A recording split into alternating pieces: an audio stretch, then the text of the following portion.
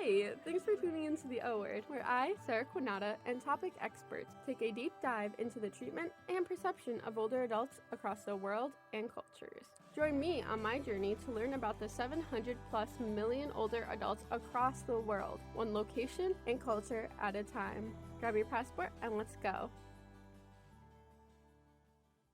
Hi everyone, thanks for tuning in. This is my very first episode of The O Word. In case you can't tell by my voice, I am super excited to bring this content to you. A quick bit about myself is that I'm currently a senior at the University of Nebraska, Omaha, and I graduate this May with my bachelor's in gerontology. My area of specialization is healthy aging and recreation. I created this podcast because first and foremost, I am such a curious person. I really wanted to learn about others and their individual experiences with older adults and aging, so I'll be talking to a variety of people from a lot of different fields. My first guest is a recreational therapist located in Ontario, Canada. Ashley Dipchan specializes in mental health promotion and chronic disease prevention and management. Ashley also runs Rec Savvy, which is a company with the goal of providing individuals with fully accessible live and immersive recreation program from one's own living room. To check out more, go to recsavvy.org. Without further ado, let's dive into our very first episode. My name is Ashley Dipchan. I am a recreation therapist from Ontario. I got into gerontology about 6 years ago. I volunteered at an adult day program where seniors would go to enjoy their recreational and leisure day in a more of a structured setting. And I volunteered there and I found a passion in working with older adults. And so I've also worked in hospital settings and community settings, in group homes with aging adults with developmental disabilities and mental health disorders. I've worked with individuals in their own homes, and as a private TR, that's what my focus is on, helping older adults be functional and live their healthiest while staying at home. So avoiding long-term care homes and retirement homes as long as possible. I've also worked in both of those settings, and they have their perks, but my passion is helping older adults live in their own homes as long as possible, as healthy as possible. I love that. It sounds like you have a lot of experience in different areas.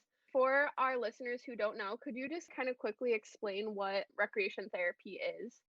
Yeah, recreation therapy. So we help individuals who usually have a chronic disorder or any kind of barrier that helps prevents them from living a healthy life full of recreation and leisure, which is just anything we do in our downtime. So we all go to work, most of us go to work or school or have some sort of thing to fill our days, but in our downtime, it would be our recreation. And what we do with recreation therapists is we help individuals grow in their leisure and recreation time. So we usually focus on 5 domains of well-being. So we help people with their physical health, their emotional health, their cognitive health, their social health, and then we also help individuals with their spiritual health as well. And spiritual health is not really a religious look that we encourage, but our connection with ourselves and the world around us. Thank you. That was a really good explanation. So I know you mentioned that you got involved in gerontology about 6 years ago. What was your perception of older adults before you were involved in gerontology? You know what? I had such a pessimistic view on aging. I thought that once we started to age, like that's just a decline in our physical and mental health. Everything's just declining. But you know what? I have been proven wrong. Science has proven me wrong. Working in the field has proven me wrong, which I'm so happy to talk about. Because what changed my mind is the research I've been seeing and the interventions I've been doing that revolve around neuroplasticity. So, neuroplasticity is that we could actually grow certain parts of our brain, and through practicing skills, we have total power over growing our hippocampus, which is our memory centers, as well as our frontal and our parietal lobes.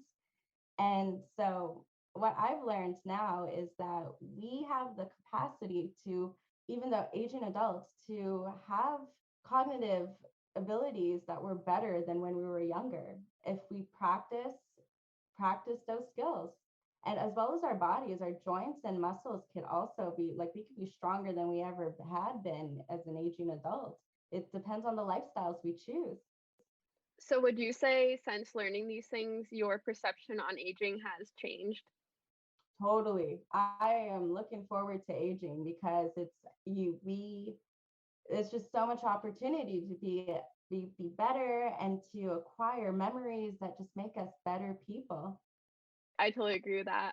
So I know you mentioned you've kind of worked in a lot of different settings with older adults. Were any of those facilities government run or were they mostly private? A lot of them are all government run. Some were private, but about 70% of the places I worked with were government run. So what has your experience been working in private versus working in a public setting? I find that in private settings, there's a lot more funding.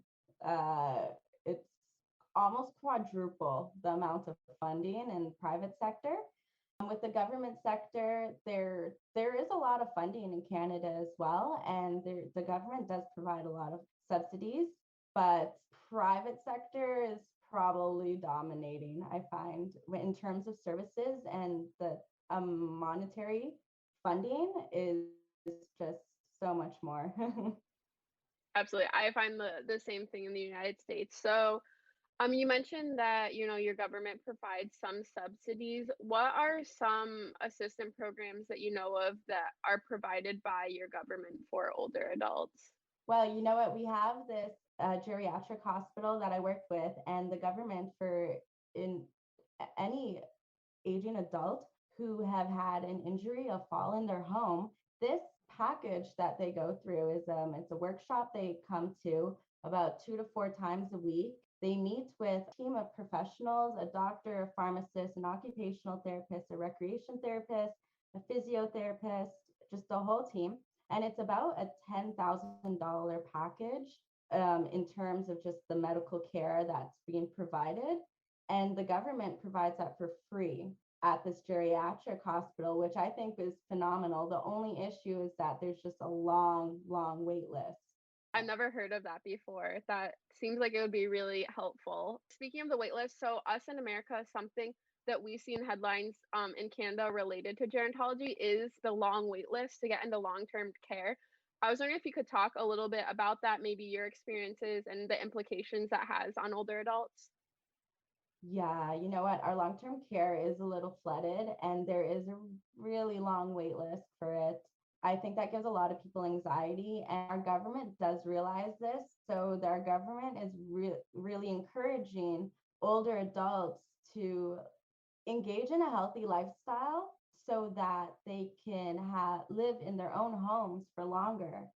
So, that seems to be the goal in terms of long-term care because the wait list is just ridiculous, and the amount of services is just not there's not enough services or service providers for the amount of people that are in need, because we're dealing with the baby boomer population right now, and it's a lot of people. So I know you mentioned kind of your passion is helping people stay at home and not necessarily go into long-term care. Can you talk a little bit about how you might do that, like strategies or things that you implement? Yeah, exercise programs are like the number one programs I highly recommend. Helping people with balance and fall prevention. So I would literally do a program where I help an individual, we slowly go down and then get back up so that they build in that muscle memory of picking themselves back up instead of falling and then just being stuck and not being able to get 911 or any help. So I do falls prevention programs in homes, as well as there is something I recently learned called functional mobility conditioning. So helping older adults utilize all of their joints and movements so that they become more functional. And there is this saying where if you don't use it, you'll lose it. So I really focus on neurotraining and using skills, everyday life skills that we need to upkeep.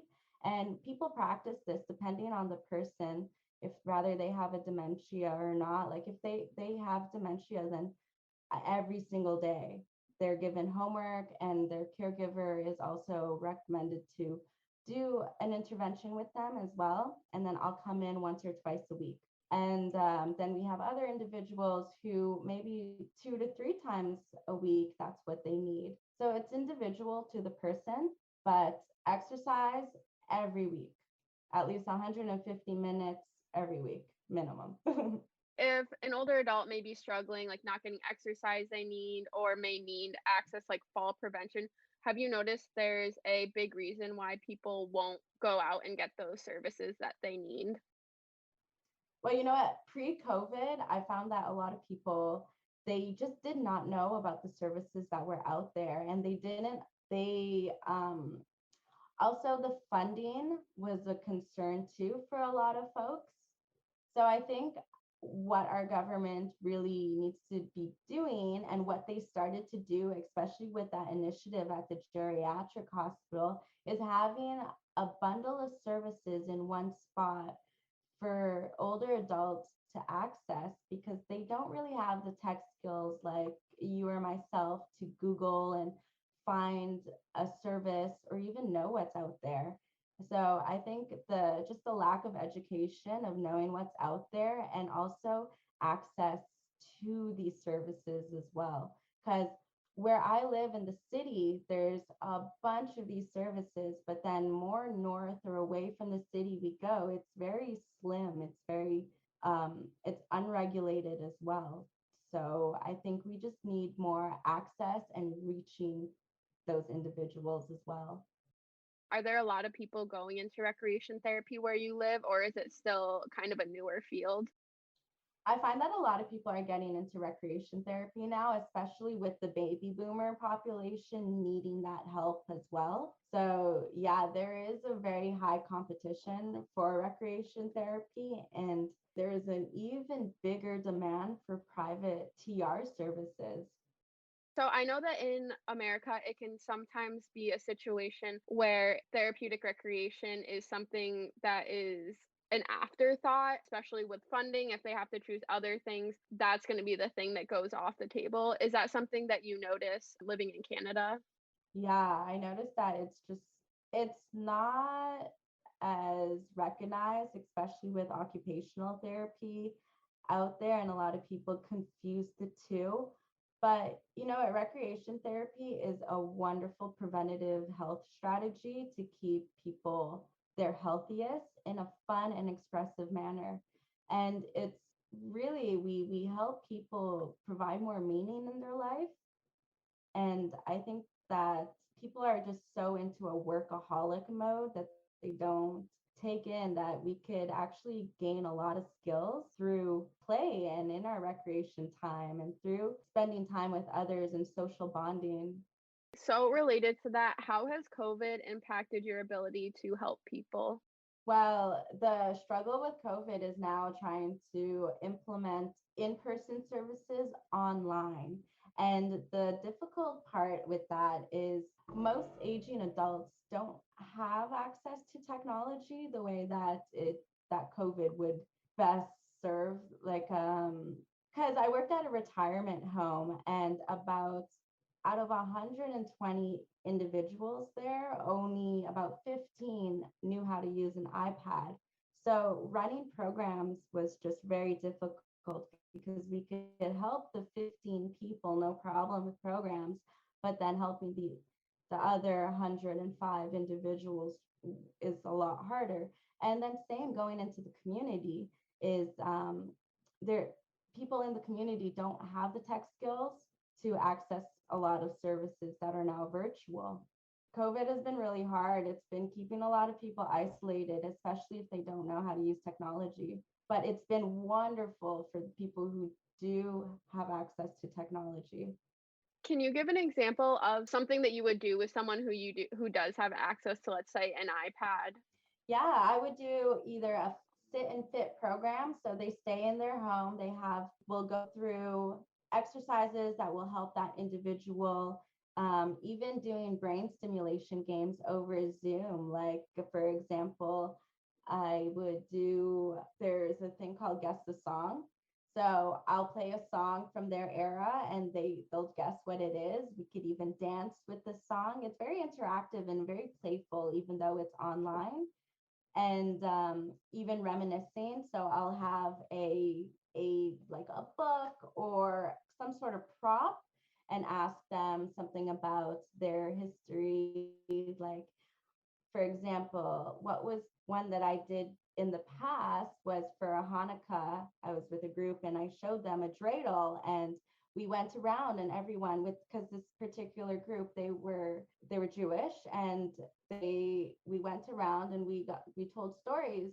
They told me stories about in their days playing with the dreidel, foods that they made around the time of Hanukkah. So reminiscing with them, exercises, the the structure of recreation therapy. The great thing is there's just not a one size fit all model. It's really individualized to that person and what they enjoy, and just using techniques to bring about and interact and stimulate the brain. I love that. Do you think that you will continue using technology post COVID when it's, all over? Oh, totally. Yeah, because I found that pre-COVID, I was kind of restricted to the GTA, the Greater Toronto area. And also, I'd have to increase the pricing of my services to accommodate for traveling. But now I could actually give a reduced rate to people who couldn't, where money was a barrier. I could provide a reduced rate as well as access more individuals across Canada as well who need these services. That's awesome. So I like to end all my podcasts with asking the question, if you could tell the general public anything about older adults, what would you tell them? I would tell them to really look forward to aging, because not only do we have more freedom emotionally, because as we age, we calm down more, it's been proven. We also have the opportunity to grow our skills and be functionally better than we were when we were younger. So there's nothing, absolutely nothing to be afraid of when it comes to aging. Well, that's it for this week's episode of The O Word. Don't forget to check in and call on your older adult friends. Have a wonderful rest of your day.